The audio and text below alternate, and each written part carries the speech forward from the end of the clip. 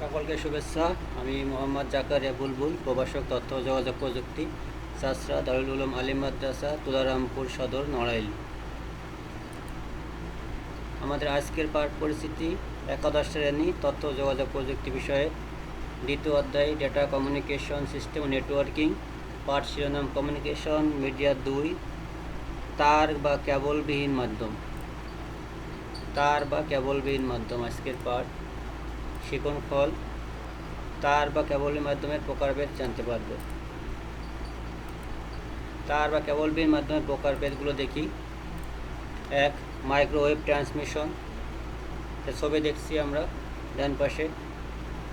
পৃথিবীর উপরে বিভিন্ন টাওয়ারগুলো মাইক্রোওয়েভ স্টেশন গুলো থেকে যেভাবে এক স্টেশন থেকে আরেক স্টেশনে ডাটার আদান প্রদান হয়।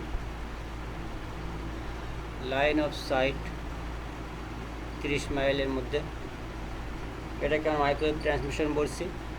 আর স্যাটেলাইট কমিউনিকেশন, পৃথিবীর কক্ষপথে নির্দিষ্ট কক্ষপথে স্যাটেলাইটগুলো স্থাপন করে থাকি, সেখান থেকে যে ডাটা আদান প্রদান করে থাকি আমরা, সেটাকে বলা হচ্ছে স্যাটেলাইট কমিউনিকেশন। মাইক্রোওয়েভ মাধ্যম 1. ন্যারো ব্যান্ড ফ্রিকোয়েন্সি 300 থেকে 3400 বিপিএস বা বিট পার সেকেন্ড বা hertz. Voice band frequency 3600 BPS. Broadband frequency 1 Mbps.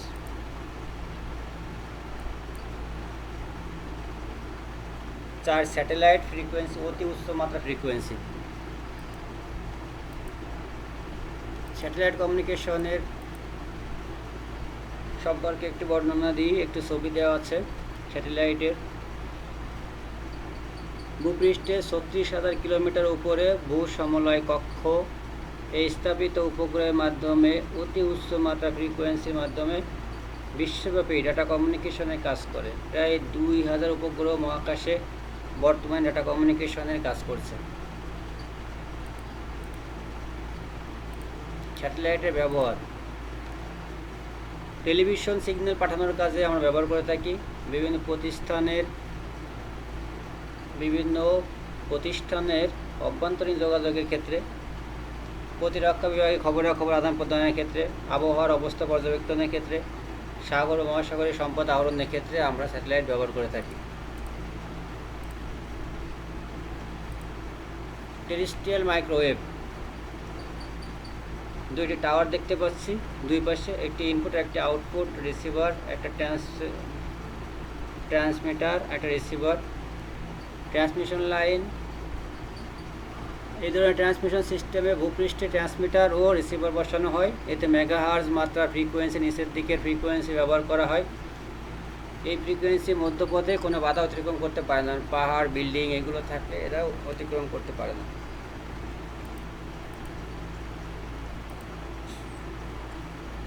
Wireless communication system,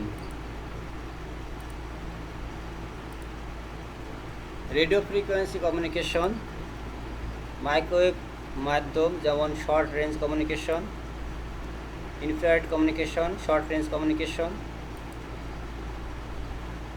3টি চিত্র দেওয়া ছিল। ওয়্যারলেস অ্যাক্সেস পয়েন্ট, বাসা বাড়ি, স্কুল, অফিস, হাট, বাজার সবখানে ইন্টারনেট ব্যবহারের জন্য ইন্টারনেট অ্যাক্সেস পয়েন্ট ব্যবহৃত হয়। 1. Mobile network, 2. Hotspot. Mobile network, দুইটি চলনশীল ডিভাইসের একটি চলনশীল অন্যটি স্থির ডিভাইসের মধ্যে ডাটা আদান প্রদান করার লক্ষ্যে ডিজাইনকৃত সিস্টেমকে মোবাইল বলে। মোবাইল বা সেলুলার ফোন প্রযুক্তি দুই প্রকার। 1. জিএসএম প্রযুক্তি বা global system for mobile communication. 2. CDMA প্রযুক্তি, code division multiple access. Hotspot, hotspot হলো এক ধরনের ওয়্যারলেস নেটওয়ার্ক যা মোবাইল, কম্পিউটার ও অন্যান্য ডিভাইস যেমন smartphone, PDA, tab, notebook, laptop ইত্যাদিতে ইন্টারনেট সংযোগ সরবরাহ করে। হটস্পট প্রযুক্তি হলো ব্লুটুথ, ওয়াইফাই, ওয়াইম্যাক্স। আজকের মতো এখানেই। সবাইকে ধন্যবাদ জানিয়ে শেষ করছি। যে পড়াগুলো আমরা দেখলাম সেগুলো আবার চিন্তা করি। সবাই একটু নিজেরা ছাত্রছাত্রী নিজেরা দুইজন করে আলোচনা করি। আজকের মতো এখানেই শেষ করছি। দেখা হবে পরবর্তী কোনো এক ক্লাসে, কোনো এক ভিডিওতে। ধন্যবাদ সবাইকে।